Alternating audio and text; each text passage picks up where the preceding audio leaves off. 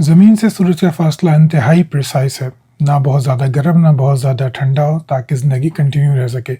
DNA को जब हम देखते हैं तो उसका मकसद वाज़े हो जाता है कि ये इन्फॉर्मेशन प्रिजर्व करने का और कम्युनिकेट करने का तरीक़ा है जिससे ज़िंदगी पॉसिबल होती है। इंसानी आँख की साख्त ये बताती है कि इसका मकसद सिवाय देखने के कुछ नहीं। तो क्या ये वाज़ेह सबूत नहीं है कि खुदा मौजूद है जिसने सब कुछ डिज़ाइन किया है? सलाम दोस्तों, आज बात करते हैं खुदा के वजूद पे दी जाने वाली दूसरी दलील, टेलीलॉजिकल आर्गूमेंट का, जिसको आर्गूमेंट फ्रॉम डिज़ाइन या फिर फाइन ट्यूनिंग आर्गूमेंट भी कहा जाता है। इसका पहले इंट्रोडक्शन करते हैं कि ये है क्या। इंसान ने जब सोचना शुरू किया तो उसको ये महसूस हुआ कि ये कायनात या ये दुनिया आसपास की जो उसकी चीज़ें हैं, हर चीज़ का कोई मकसद मौजूद है। अगर फल मीठे हैं तो वो इसलिए हैं कि वो खुराक मुहैया करते हैं, वो बीज हैं ताकि जो है उससे मज़ीद ऐसे दरख्त पैदा हों। बारिश होती है ताकि ज़मीन से पौधों को खुराक मिल सके। जानवर पैदा होते हैं ताकि इंसान और बाकी जानवर अपना पेट भर सके। गर्ज ये कि वो जहाँ जहाँ देखता था उसको मकसदियत नज़र आती थी। फिर जब मज़हब पैदा हुए तो उन्होंने यही आर्गूमेंट लिया कि देखो ये सबसे बड़ा सबूत है कि कोई खुदा मौजूद है। यूनानियों ने अपने खुदाओं के लिए भी यही आर्गूमेंट यूज़ किया। मज़हब जैसे जुडाइज़म, क्रिश्चियनिटी, इस्लाम, सब ने यही आर्गूमेंट यूज़ किया। कुरान मजीद में भी यही आर्गूमेंट बयान होता है कि देखो हमने ये कायनात बनाई, सूरज के आने जाने में तुम्हारे लिए निशानियां हैं, बारिशों के आने जाने में तुम्हारे लिए निशानियां हैं, और बहुत सारी आयत है। मैं इनमें से एक सूरह रात की आयत जो है वो स्क्रीन पे लगा देता हूँ ताकि आप ख़ुद भी दोबारा से ये बात ताज़ा कर लें। तो ये आर्गूमेंट पहली बात कि ये नया नहीं है, लेकिन फिर ये इंडस्ट्रियल रेवोल्यूशन के आसपास विलियम पेले ने जब प्रेजेंट किया तो ये बहुत मशहूर हुआ। पहले ये समझते हैं कि विलियम पेले का आर्गूमेंट था क्या, इंतहाई सादा अल्फाज में। तो उसने ये बताया कि अगर आप एक साहिल पे जा रहे हैं और आपका चलते हुए आपका पाँव किसी पत्थर से टकराए तो आप ये कभी नहीं सोचेंगे कि पत्थर कहाँ से आ गया। आप उसको उठाएंगे, फेंक देंगे और आगे चले जाएंगे। लेकिन अगर आप चलते जा रहे हैं और आपका पाँव किसी घड़ी से लगता है तो आप वो घड़ी उठा के देखते हैं तो आप ये कभी नहीं सोचते कि ये घड़ी जो है बस ऐसे ही है, इसको फेंक दो उठा के। आप फ़ौरन समझ जाते हैं कि ये घड़ी यहाँ पे किसी ने रखी है, किसी की गिरी है। इस घड़ी का कोई बनाने वाला है जिसने इसको वक्त देखने के लिए तख्लीक किया था। ये मिसाल देके फिर वो आगे चलता है। वो ये बताता है कि इंसानी आर्टिफैक्ट्स यानी इंसानों की जो काम है उसमें डिज़ाइन भी होता है और पर्पस भी होता है। यानी कि इंसान जब कोई चीज़ तख्लीक करते हैं तो वो किसी मखसूस मकसद के लिए तख्लीक करते हैं और उस मकसद की तकमील के लिए उसको एक डिज़ाइन देते हैं। ये यूनिवर्स जो हम अपने आसपास देख रहे हैं, दुनियावी निज़ाम जो देख रहे हैं, ये बहुत ज़्यादा मुशाबे है इंसान की इस मकसदियत और डिज़ाइन वाली एक्टिविटी से। तो ये मुमकिन है कि इसका कोई डिज़ाइनर भी हो, बल्कि ये बहुत ज़्यादा मुमकिन है कि कायनात डिज़ाइंड हो, नहीं तो वो इतनी ज़्यादा ज़िंदगी के लिए बेहतर क्यों होती, ज़िंदगी को सस्टेन करने वाली क्यों होती। लेकिन तीसरा उसने नुक्ता बयान किया कि ये कायनात बहुत ज़्यादा बड़ी है, बहुत ज़्यादा ताकतवर है, इसमें हज़ारों सैयारे हैं, करोड़ों कहकशां हैं वगैरह वगैरह। तो लिहाजा इससे ये साबित होता है कि इस कायनात का बनाने वाला भी इंसान से बहुत ज़्यादा इंटेलिजेंट है और बहुत ज़्यादा पावरफुल है। ये पेले का आर्गूमेंट था मुख्तसर अंदाज में।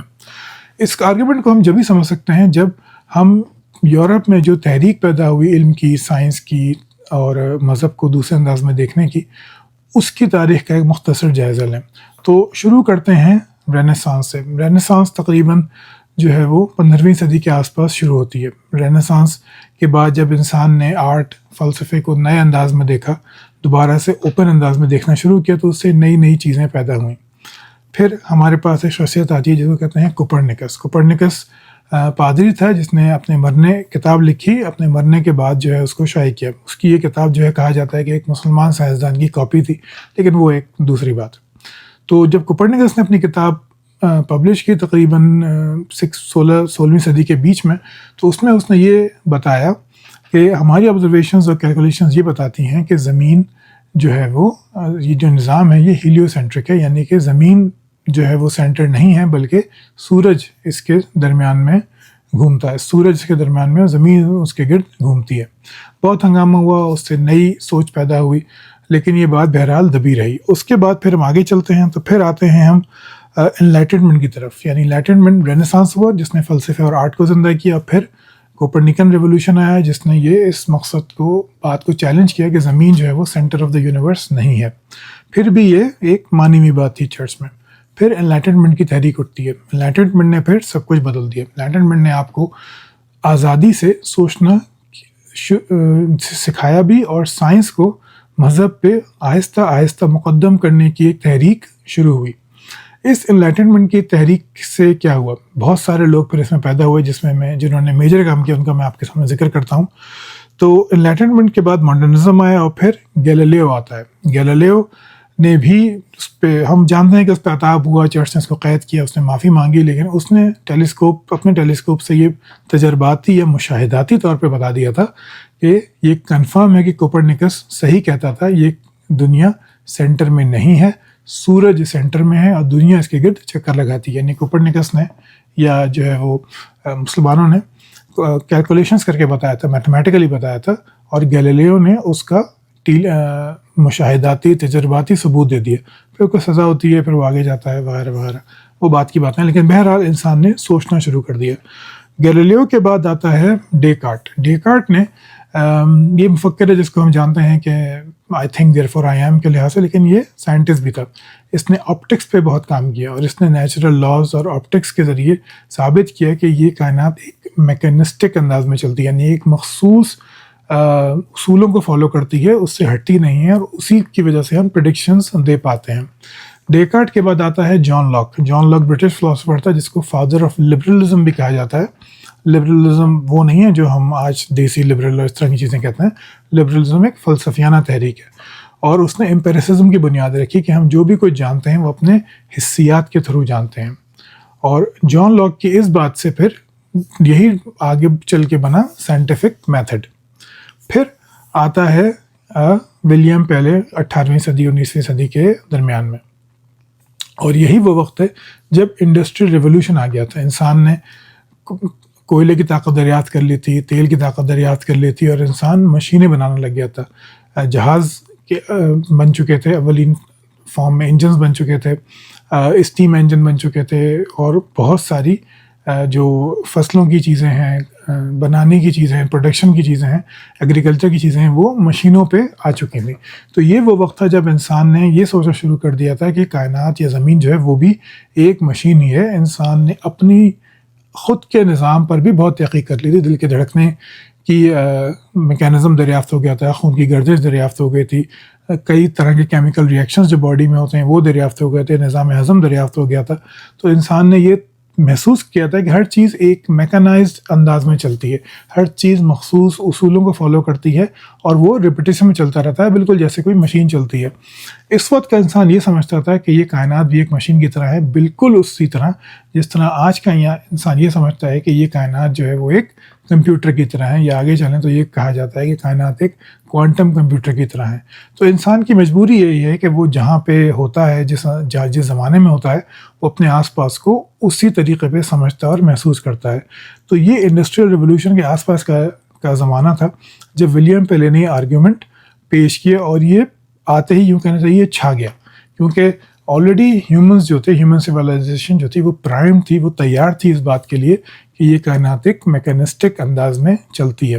تو اس نے خدا کو اس طرح پروف کیا، یعنی اپنے زمانے میں اس نے انسانی مشینوں کی مثال لے کے اس کائنات کو ثابت کیا کہ وہ بھی ایک مشین کی طرح کام کرتی ہے۔ جس طرح مشینوں کے کریٹر ہوتے ہیں، اس طرح اس کائنات کا بھی ایک کریٹر موجود ہے۔ اور یہ آرگومنٹ جیسا میں نے بتایا بہت زیادہ مشہور ہوا۔ اب آگے چلتے ہیں، یہ آرگومنٹ بیس کس چیز پہ ہے، علم کی کس شاخ پہ بیس ہے؟ تو اس کو ہم کہتے ہیں مشابہتی علم، یعنی انالوجیکل آرگومنٹ۔ کسی چیز کو دو چیزوں کے درمیان مشابہت کو تلاش کر کے ان پہ کوئی حکم لگایا جائے، یہ ایک انڈکٹیو آرگومنٹ ہے، یعنی کہ آپ دو چیزوں میں مماثلت تلاش کرتے ہیں اور اس سے ایک تیسرے امکان کا نظریہ پیدا کرتے ہیں جس کو آپ نے دیکھا نہیں ہوتا۔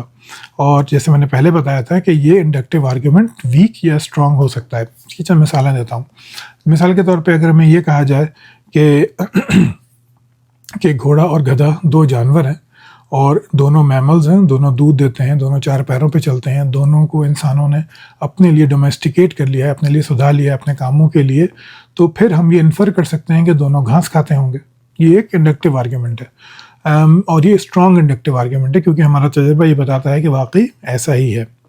اگر ہم اس کو ایک دوسرے طریقے پہ لیں، ایک اور مثال لیں، اگر ہم کہیں کہ مرغی ایک پرندہ ہے اور پینگوئن بھی ایک پرندہ ہے، دونوں پرندوں کی نسل سے تعلق رکھتے ہیں، دونوں اڑتے نہیں ہیں، تو پینگوئن مرغی جو ہے وہ دانہ دنکا کھاتی ہے، کیڑے مکوڑے کھاتی ہے، تو پینگوئن بھی یہ کھاتا ہوگا، دونوں پرندے ہیں، لیکن یہ انالوجی غلط ہے، یا اس کو کہنا چاہیے فلسفے کی زبان میں ایبسرڈ ہے۔ کیوں؟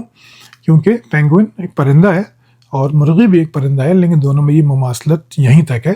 پینگوئن کا جو نظام ہے وہ بالکل الگ ہے، وہ پانی میں زیادہ رہتا ہے اور مچھلیوں وغیرہ سے اپنا پیٹ بھرتا ہے، جبکہ مرغی جو ہے وہ ایک لینڈ یعنی زمینی پرندہ ہے۔ تو انالوجی کام کرتی ہے، لیکن یہ اکثر ایبسرڈ ہو جاتی ہے۔ اب مزید آگے چلتے ہیں۔ اب ڈیوڈ ہیوم ایک بہت مشہور فلاسفر تھا، اس نے تقریباً 50-60 سال پہلے ہی اس آرگیومنٹ فرام ڈیزائن پہ بہت زبردست اعتراضات کیے تھے۔ معلوم ایسا ہوتا ہے کہ ولیم پیلے کو ہیوم کے ان اعتراضات کے بارے میں زیادہ معلوم نہیں تھا، کیونکہ اس نے اس کو ایڈریس نہیں کیا۔ اب ہیوم کے اعتراضات کا جائزہ لیتے ہیں مختصر طور پہ کہ وہ کیا کہتا تھا کہ ڈیزائن کا آرگیومنٹ کیوں غلط ہے۔ پہلے تو وہ یہ کہتا تھا کہ دیکھیے، آپ یہ دیکھیے کہ ہمارے پاس ایک ہی کائنات ہے، ہمارے پاس کوئی دوسرا سیمپل موجود نہیں ہے جس سے ہم کمپیئر کر کے بتا سکیں کہ دیکھو اگر کائنات ڈیزائنڈ ہوتی تو ایسی ہوتی اور ڈیزائن نہ ہوتی تو ایسی ہوتی۔ پھر وہ یہ کہتا ہے کہ کائنات اور انسانی ایکٹیویٹی میں بہت ہی معمولی مشابہت ہے، صرف چند چیزوں میں مشابہت ہے جو بہت ہی کم ہے، اس سے زیادہ کائنات بالکل ایک الگ طریقے پہ کام کرتی ہے۔ مشینوں کو یا انسانی ایکٹیویٹیز کو ضرورت ہوتی ہے کسی کریٹر کی، کسی مینٹیننس والے کی، ریپیئر والے کی، جبکہ کائنات ایک آرگینزم کی طرح کام کرتی ہے جو سیلف سسٹیننگ ہے، لیکن وہ انسانی ایکٹیویٹی سے بہت زیادہ الگ ہے۔ تو اس نے کہا کہ یہ چیزیں کمپوزیشن فیلیسی میں آتی ہیں کہ جب آپ پارٹس کو دیکھ کے پورے اس کے ہول پہ حکم لگائیں، یعنی آپ نے پاکستان میں کے ایک خاندان کو دیکھ کے تمام پاکستانیوں پہ حکم لگا دیا، تو یہ ایک ایبسرڈ بات ہے۔ جس طرح آپ ایک خاندان کو دیکھ کے 22 کروڑ پہ حکم نہیں لگا سکتے، اسی طرح آپ زمین کے ایک انتہائی چھوٹے سیمپل کو دیکھ کے پوری کائنات پہ حکم نہیں لگا سکتے۔ یہ ایبسرڈ انالوجی ہے۔ اور سب سے جو اس کا اسٹرانگ آرگومنٹ تھا وہ یہ تھا کہ اگر ہم یہ کریں گے پوری دنیا میں جو بھی آبزرور ہیں، یعنی جو بھی جاندار ہیں جن کے پاس دماغ ہے اور دو آنکھیں ہیں یا آنکھیں ہیں، ان کو ہم یہ کہیں کہ بھائی تم دنیا کو دیکھو، اس کائنات کو دیکھو اور بتاؤ کہ یہ کائنات کیسی ہے، تو جتنے جاندار ہیں، انسان، گھوڑا، گدھا، کتا، بیل، اونٹ، ویل مچھلی، ہاتھی، شیر، لکڑ بھگا، جتنے بھی ہیں وہ سب کائنات کو اپنے اپنے نظریے سے دیکھیں گے، یعنی ان کا پرسپیکٹیو بالکل الگ ہوگا اس دنیا کو، اس کائنات کو لے کر۔ تو جب ہم انسان یہ کہہ رہے ہیں کہ یہ کائنات ہماری ایکٹیویٹیز سے مشابہ ہے، لہٰذا اس کا کوئی ڈیزائنر ہے، تو ہم بھی اپنا پرسپیکٹیو ہی کائنات کے اوپر زبردستی ٹھونس رہے ہیں، اور اس کو کہتے ہیں اینتھروپومورفک فیلیسی، کہ انسانی صفات کو جو ہے وہ کائنات کے اوپر ڈال کے یہ سمجھے کہ حقیقت میں کائنات ایسی ہی ہے۔ تو ہیوم کے یہ 3 بہت ہی اسٹرانگ آرگیومنٹ تھے کہ پہلی بات تو یہ کہ کائنات اتنی بڑی ہے اور اتنی واسٹ ہے کہ یہ انسان سے ریزمبل نہیں کرتی۔ چونکہ یہ ریزمبل نہیں کرتی، اس لیے یہ جو ہے آرگیومنٹ جو ہے وہ ختم ہو جاتا ہے۔ اس کو اگر میں جدید انداز میں بیان کروں تو اس کا مطلب یہ ہوگا کہ جیسے جیسے ہمارا کائناتی علم بڑھتا جاتا ہے، اتنا ہی ہمیں احساس ہوتا ہے کہ کائنات اس دنیا کی طرح یا ہماری دنیا کی طرح بالکل بھی نہیں ہے۔ جتنی اب ہم جیسے کائنات کو جیسے جانتے ہیں، تو کائنات میں بالکل بھی انسانی دنیا سے، انسانی ایکٹیویٹی سے مماثلت نہیں ہے۔ یعنی اگر میں آپ کو بلنٹلی کہوں تو آپ کیسے ثابت کریں گے کہ ایک خدا نے یہ کائنات بنائی، یہ دنیا بنائی زندگی کے لیے، لیکن پھر اربوں، کھربوں، ٹریلینز آف اسٹارز بنائے جہاں پہ زندگی نہیں ہے؟ تو یہ انالوجی یہاں پہ ختم ہو جاتی ہے۔ یعنی جتنا زیادہ آپ کائنات کی گہرائی کو، اس کی واسٹنس کو، اس کی وسعت کو دیکھتے جاتے ہیں، اتنا زیادہ یہ مماثلت کم ہوتی جاتی ہے، اور جب مماثلت ہے ہی نہیں تو پھر ڈیزائن بھی نہیں ہو سکتا۔ پھر آخر میں سب سے جو اس کا کہنا چاہیے ہیوم کے بعد جو اس کے لوگوں نے اس کو پڑھ کے مزید آرگومنٹ ڈیولپ کیا، وہ یہ تھا کہ اس سے خدا بھی انسان ہی ثابت ہوتا ہے۔ یعنی کہ اگر ہم یہ مان لیں کہ کائنات ایک مشین کی طرح ہے، تو پھر یہ بھی ماننا پڑے گا کہ اس مشین کا بنانے والا ہے لیکن وہ انسان ہی کی طرح ہے. یعنی پھر سوال یہ پیدا ہو جائے گا کہ اچھا چلو کائنات زیادہ کمپلیکس ہے، اس نے دنیا سے بہت زیادہ کمپلیکس ہے، لیکن پھر ہے تو وہ بھی ذہانتی، انسان سے زیادہ ذہانت ہے لیکن ہے تو وہ بھی ذہانتی. تو پھر وہ ذہانت کہاں سے آئی؟ اس ذہانت کو پیدا ہونے کے لیے اس سے بڑی ذہانت چاہیے پھر، کیونکہ جب ڈیزائن دنیا میں موجود ہے، ڈیزائنر موجود ہے، تو پھر اس ڈیزائنر کو بھی تو کس نے بنایا ہوگا، وہ اس نے اپنی ذہانت، اپنی کانشیسنس، اپنی صلاحیت کہاں سے لی. پھر دوسری بات یہ کہ وہ پھر ہم یہ بھی جانتے ہیں کہ ڈیزائنر پھر ایک نہیں ہوتا. ہیومن ایکٹیویٹی میں کوئی بھی ایک انسان کوئی چیز ایجاد نہیں کرتا، کئی لوگوں کی مشترکہ کوشش ہوتی ہے، تو پھر توحید بھی اسے ثابت نہیں ہو سکتی. پھر سب سے بڑا مسئلہ جو ہے وہ یہ بھی آ جاتا ہے کہ جب ہم کوئی چیز بناتے ہیں تو ہم کئی فیلڈ ایکسپیریمنٹ سے گزرتے ہیں. جہاز پہلی دفعہ میں نہیں بن گیا تھا، کمپیوٹر پہلی دفعہ میں نہیں بن گیا تھا، بہت سارے فیلڈ ایکسپیریمنٹس کے بعد یہ چیزیں تخلیق ہوئی تھیں. تو کیا خدا بھی پھر ایک امیچور یا بچہ ٹائپ خدا ہے جس نے بہت ساری چیزیں بہت دفعہ ٹرائی کیا، ہزاروں کہکشائیں بنائیں، نظام شمسی بنائے، ستارے بنائے، سیارے بنائے، پھر جا کے اس نے پرفیکٹ کی اپنی صلاحیت اور دنیا تخلیق کی؟ کیا ہم یہ مان لیں؟ تو یہ ڈیزائن والا آرگیومنٹ جو ہے وہ اس لحاظ سے یہاں پہ بالکل فیل ہو جاتا ہے. تو یہ اس کو مقبولیت بہت زیادہ اس لیے ملی تھی، جو ایک اور وجہ تھی کہ اس نے ایک طریقہ دیا تھا کہ یہ کائنات جو ہے وہ خدا نے بنائی ہے کیونکہ اس میں پرپز موجود ہے. پھر آتا ہے ڈارون، 1859 میں اس نے اپنی اوریجن آف اسپیشیز پبلش کر کے اس آرگیومنٹ کو بالکل ہی دفن کر دیا، کیونکہ اس نے ایولیوشن کو لے کر آپ کو ایک ایسا طریقہ دے دیا جس میں پرپز یا مقصدیت کی ضرورت نہیں ہوتی. ایولیوشن ایک اندھا بہرا پروسیس ہے جو کہ چلتا ہے اپنے اصولوں پر، اور اس سے زندگی تخلیق ہوتی ہے، زندگی ڈیولپ ہوتی ہے، چیزیں بہترین انداز میں اپنے حالات کے حساب سے خود بخود ڈیولپ ہو جاتی ہیں over the thousands of years. تو نیچرل سلیکشن نے آپ کو ایسا میکینزم دے دیا جس سے مقصدیت ختم ہو گئی. جب مقصدیت ختم ہو گئی تو پھر خدا بھی ختم ہو گیا، کیونکہ مقصدیت یا ڈیزائن جب تک موجود تھا جب تک خدا موجود ہے. جب آپ نے یہ دکھا دیا کہ نہ مقصدیت کی ضرورت ہے نہ ڈیزائن کی ضرورت ہے تو پھر خدا بھی کی ضرورت بھی ختم ہو گئی.